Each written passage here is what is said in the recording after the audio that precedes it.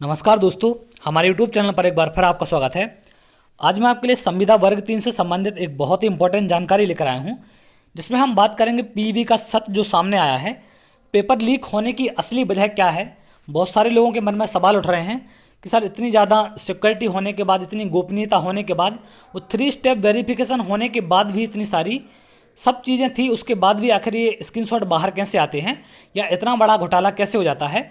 तो इसकी सच्चाई सामने आ चुकी है कि वजह क्या है इस घोटाले की। ये सारी चीज़ें मैं आपको बताऊंगा। तो यहाँ पर देखें, ये दैनिक भास्कर की एक जांच है जो उन्होंने जांच की है, इस पर पड़ताल की है। जैसे ही ये मुद्दा उठता है या ये मामला आगे बढ़ता है तो इस पर दैनिक भास्कर वाले भी आ जाते हैं और उनने भी इस पर जाँच की है। तो भास्कर ने पड़ताल की और आखिर पर्चा बाहर कैसे आया इसका पता लगाया। तो उनको इसका सीधा जवाब तो नहीं मिला, लेकिन ये ज़रूर पता चला कि जिस एडुकेटी कंपनी को एग्ज़ाम कराने का कॉन्ट्रैक्ट मिला है, उसने कमीशन लेकर साई एजुकेयर को अपना काम दे दिया। मतलब जो पीवी ने कॉन्ट्रैक्ट दिया था वो दिया था एडुकेटी कंपनी को, लेकिन इनने क्या किया, कमीशन लेकर साई एजुकेयर को अपना काम दे दिया। यानी कि 9.36 लाख नौजवानों के भविष्य पर कमीशन का धंधा चल रहा है। सिंपल सी बात ये है, क्लियर है। इतना ही नहीं, जिस कंपनी को एग्ज़ाम का कॉन्ट्रैक्ट मिला है उसे तो केंद्र सरकार ने काम के योग्य भी नहीं माना।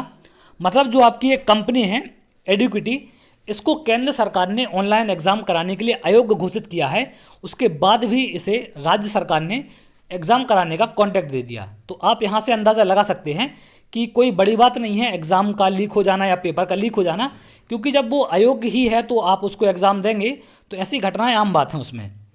अब वर्क ऑर्डर में रखी गई शर्तों को दरकिनार किया इन्होंने। जो शर्तें रखी गई थी पीवी की और एडुकेटी के बीच, जो शर्तें थी उनमें शर्तें क्या थी। बेंगलुरु की कंपनी एडुकेटी को पीवी ने ऑनलाइन परीक्षा कराने का काम सशर्त सौंपा था। पीवी ने एजेंसी को परीक्षा कराने के लिए एग्जाम सेंटर से बुकिंग लेकर परीक्षा कराने तक का काम खुद करने की शर्त रखी थी। मतलब पीवी ने जो कॉन्ट्रैक्ट में शर्त रखी थी इनसे, वो क्या थी कि एग्ज़ाम सेंटर की भी जांच इनको करना है और वहाँ पर जो ऑनलाइन एग्ज़ाम कराना वो भी इनको कराना है। तो ये शर्त रखी गई थी और खुद को करने की बात थी ये। लेकिन एडुकेटी ने वर्क ऑर्डर की शर्तों को दरकिनार कर काम राजस्थान के जयपुर से संचालित साई एजुकेयर को दिया। अब परीक्षा के लिए एग्ज़ाम सेंटर बुक करने से लेकर परीक्षा कराने तक का काम किसका हो गया, साई एजुकेयर का। तो आप सोच लीजिए कि जो खुद कंपनी स्वयं योग्य नहीं है ऑनलाइन एग्ज़ाम कराने की, अगर वो किसी और को कॉन्ट्रैक्ट देगी तो क्यों नहीं एग्ज़ाम लीक होगा। 100% यहाँ पर एग्ज़ाम लीक होगा और सारी धांधली जो भी हो सकती है बहुत बड़े लेवल पर यहाँ पर हुई है। दोनों कंपनियां बीते 5 महीने से लगातार काम कर रही हैं।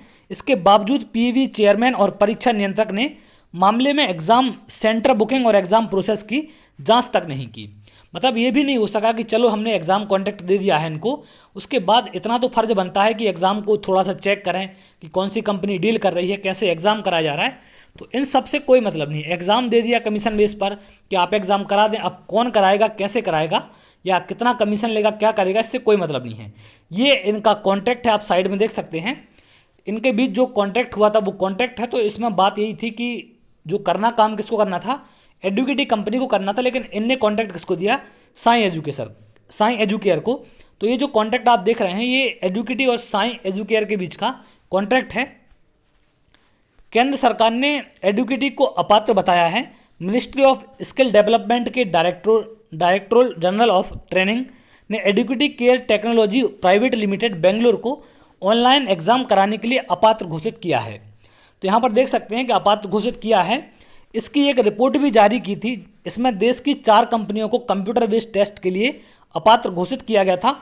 उसमें एक कंपनी बेंगलुरु की ये भी शामिल थी। इसके बावजूद भी पीवी ने उसको क्या किया है, ठेका दे दिया। तो आप सोचिए कि जो अपात्र घोषित है, अगर आप उसको ठेका देंगे तो आप कितने फेयर एग्ज़ाम की उससे उम्मीद कर सकते हैं। तो ये आम बात है एग्ज़ाम में होना, क्योंकि इतना फेयर तो तरीका है इनका कराने का। यहाँ पर अपात्र घोषित कंपनियों को ये पेपर दे रहे हैं और बात करते हैं फेयर की। और इतनी सारी सिक्योरिटी का मतलब ही क्या है, जब जो अपात्र घोषित आप उसको दे रहे हैं और वो किसी और को दे रहे हैं। तो इतना भी तो यहाँ पर चेक हो सकता था कि ये कंपनी किसको कॉन्ट्रैक्ट दे रही है या वही कर रही काम या नहीं कर रही। तो आप समझ सकते हैं कि ये एग्ज़ाम नहीं है, बस ये है कि चलो वैकेंसी निकालो, पैसा कमाओ और दूसरा कुछ नहीं है इसके अलावा। तो यहाँ पर यही काम, यही धंधे एग्ज़ाम में चल रहे हैं। ये इस एग्ज़ाम की बात नहीं है, आगे आने वाले एग्ज़ामों में भी ये झेलना पड़ेगा और जो एग्ज़ाम हो चुके हैं उनमें भी कहीं ना कहीं ये चीज़ें हुई होंगी। जिनका पता नहीं चल पाया वो अलग बात है, लेकिन 100% कोई भी एग्ज़ाम एमपी का फेयर नहीं हो रहा है। सब एग्ज़ाम में यहाँ पर धांधली आपको देखने मिल रही है। अब किसी का उजागर हो जाता है, किसी का नहीं हो पाता।